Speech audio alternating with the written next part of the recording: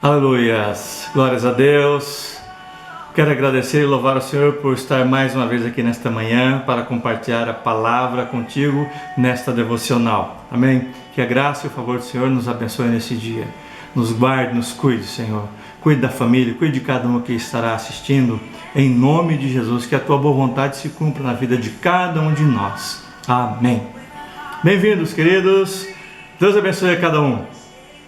Devo dizer que hoje a minha camisa é para homenagear a palavra de Deus e a vida e dizer que Deus não faz acepção de pessoas. O nosso tema hoje da devocional é a vontade de Deus. Primeiro eu preciso dizer que desejo, segundo o dicionário e pesquisa e alguns comentaristas, é uma aspiração, é um querer. É uma expectativa de possuir ou alcançar algo. Concupiscência é uma cobiça, um desejo ardente, anelo por prazeres sexuais.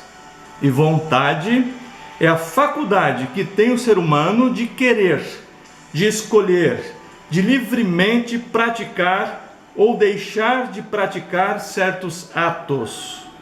Qual a diferença então entre vontade e desejo? É que o desejo são as necessidades do corpo, do instinto. Um animal, por exemplo, ele vive buscando satisfazer os seus quereres. E vontade é uma decisão deliberada, é a ação vitoriosa da mente sobre o corpo. Convém dizer também que não se aplica ao fato de você dizer assim: puxa, estou com uma vontade de dar um passeio, de viajar. Ai, que desejo de tomar uma sopinha, ou de comer uma feijoada, já que hoje é quarta-feira. Não é isso. Estou falando de algo mais profundo que isso, não apenas de expressões. Estou falando no sentido da palavra mesmo, ok? Dito isto, será que Deus tem vontades? O que você acha? Vamos lá então? Primeiro, a vontade de Deus, primeira vontade de Deus, que nenhum se perca. Leiamos Mateus 18:14.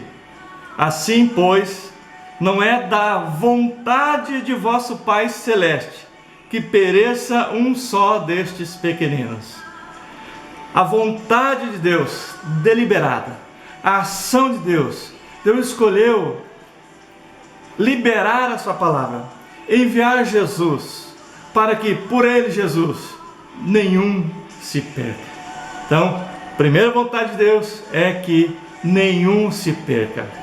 Eu vou enxugar bastante porque o tema é longo e eu não quero me delongar. Segunda vontade de Deus, a nossa santificação. Leiamos 1 Tessalonicenses capítulo 4, versículo 3. A palavra diz assim: pois esta é a vontade de Deus, a vossa santificação, que vos abstenhais da prostituição, que vos abstenhais das concupiscências, dos desejos fortes da carne, mas que vivam pela vontade de Deus, que é a nossa santificação. E santificar significa separar, separação. Amém? Então Deus Deus tem vontade que eu e você nos santifiquemos cada vez mais. A vontade de Deus é que a sua igreja seja de fato santa, que você seja um santo homem de Deus, uma santa mulher de Deus. Esta é na nossa listinha aqui, a segunda vontade de Deus. A terceira vontade de Deus é nos chamar para algo. Leiamos 1 Coríntios 1:1. O apóstolo Paulo aqui ele diz assim: Paulo, chamado pela vontade de Deus para ser apóstolo de Jesus Cristo, e o irmão Sóstenes. A vontade de Deus é te chamar, meu irmão, é nos chamar para o cumprimento de algo, para trabalharmos, para funcionarmos no corpo. Deus quer que a vontade de Deus é que nenhum se perca. A vontade de Deus é que sejamos santificados. E a vontade de Deus é nos chamar para levar essa luz, para levar esse dom, para levar esta graça, para levar as boas novas do Evangelho, para levar o gospel a todos aqueles que estejam perdidos ou estejam fora do caminho do Senhor. E Ele te chama, Ele me chama, Ele nos chama nesse dia, nesta manhã, para nos levantarmos para algo. Amém? A vontade de Deus é te chamar, querido, te chamar para algo. Aleluia, isso é muito maravilhoso e tremendo. A quarta vontade de Deus é que a vontade de Deus é boa, perfeita e agradável. Leiamos Romanos capítulo 12, versículo 2.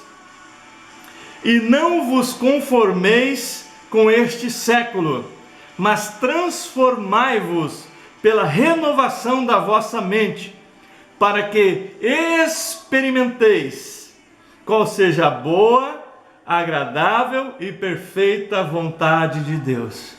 Não apenas Deus tem uma vontade que se aplica a você, que Deus deliberadamente olhou para mim, olhou para ti e aplicou alguma coisa, aplicou algo, aplicou o seu coração, aplicou princípios, aplicou pontos, aplicou norte, uma visão sobre você e sobre mim, uma vontade.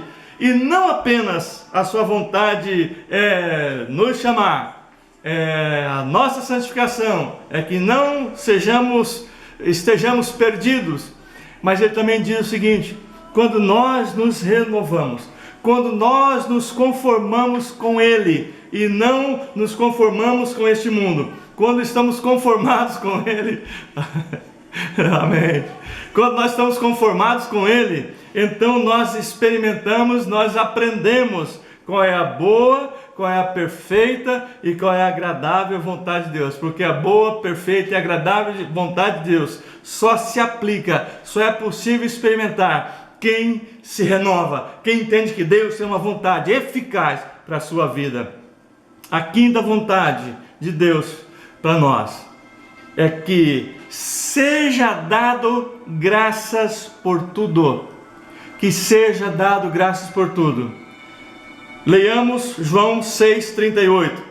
Porque eu desci do céu, não para fazer a minha própria vontade, e sim a vontade daquele que me enviou. Uau, eu pulei aqui, eu pulei o texto. Deixa eu ver aqui. O texto é: em tudo dai graça, porque esta é a vontade de Deus. Esse versículo que eu acabei de ler se aplica a um versículo na sequência que é quanto a Jesus. Então, fazendo a conclusão aqui, quanto a Jesus, Ele mesmo disse: eu desci do céu não para fazer a minha vontade. Li duas vezes aí. Não para fazer a minha própria vontade, e sim a vontade daquele que me enviou. Mas voltando um pouquinho aqui no ponto 5, seja dado graças a Deus por tudo, é por tudo mesmo. É pelo que nós estamos vivendo, que sejam dadas ao Senhor graças por tudo. A Ele devemos levantar graças, render graças ao Senhor, porque Ele é bom. Não é porque tudo vai bem, é em qualquer circunstância. Amém? Então, voltando em Jesus, o Senhor Jesus mesmo disse: a minha vontade. Você vê que Ele tinha vontade. E vontade é uma escolha, uma decisão deliberada. O Senhor Jesus deliberadamente Ele escolheu fazer a vontade do Pai e não a dele mesmo. Então, amados, o que eu e você devemos estar pensando nesses dias? O que eu e você devemos estar buscando nesses dias? Eu fico pensando, e estava pensando quando eu estava organizando aqui esses textos, que o Senhor Jesus passou tanta coisa, não? Tanta coisa na sua vida, obviamente, mas nos seus 3 anos e pouco aí de ministério, de exposição, Ele foi insultado. Ele foi chamado de Beelzebul, de filho do capeta. Ele foi insultado pelos religiosos.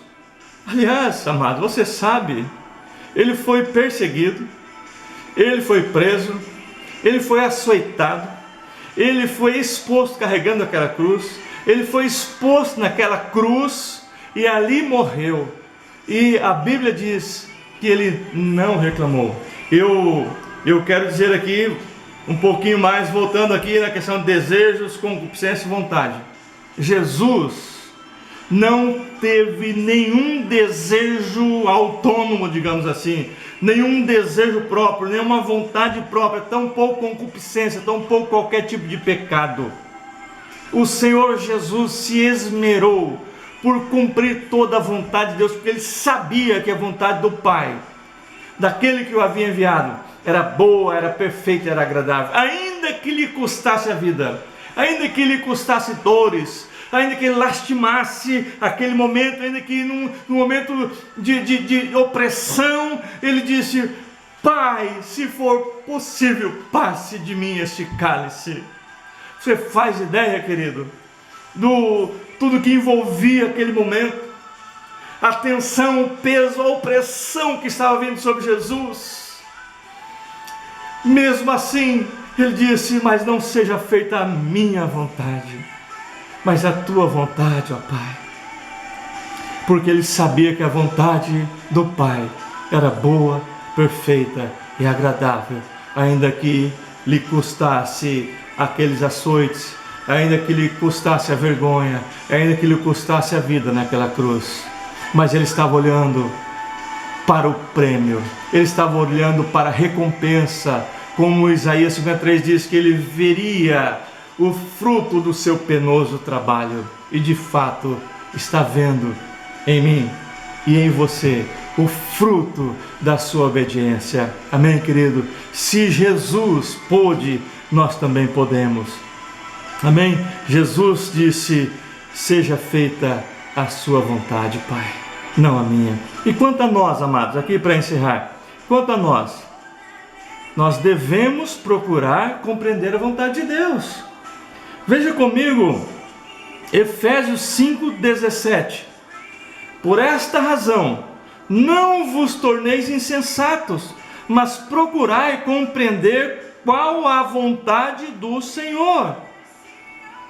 Amém, querido? Eu posso então entender aqui que esse texto está me dizendo que todo aquele que não busca compreender a vontade de Deus, mas que quer viver pelos seus desejos, por suas concupiscências, por sua vontade própria, é insensato. É insensato. E a Bíblia tem muitos textos, não é a nossa mensagem aqui, do que acontece com os insensatos. Então, alguém aqui entre nós é maior que Jesus? Alguém pode dizer que o Senhor está errado? Alguém aqui quer colocar a sua própria vontade acima da vontade do Senhor? Então, amados, se a nossa resposta é negativa para estas questões, para essas perguntas, não tem ninguém aqui maior que o Senhor. Ninguém aqui pode dizer que o Senhor está errado. Ninguém aqui quer colocar a sua própria vontade acima da vontade de Deus. Então, aprendamos com o nosso Mestre e digamos: seja feita a tua vontade, Senhor, aqui na terra como no céu. Amém? Se a vontade de Deus é boa, é perfeita e agradável, então que venha, que seja feita a sua vontade, Senhor, na minha vida, na minha casa, na igreja, na minha cidade, no meu estado, no meu país, nas nações. Amém? Deus abençoe ricamente. E saiba que o Senhor não te anula, não faz de você um robô quando você se anula para que o Senhor cumpra a sua vontade em você. Ele te aperfeiçoa, te santifica, então as suas vontades estarão concatenadas, ligadas, alinhadas com a vontade do Senhor. Amém? Deus abençoe ricamente. Pai amado, abençoe este lar, abençoe esta vida, que esta palavra possa produzir efeitos poderosos na vida de cada um que está assistindo agora, em nome do Senhor Jesus. Amém. Deus abençoe e até amanhã.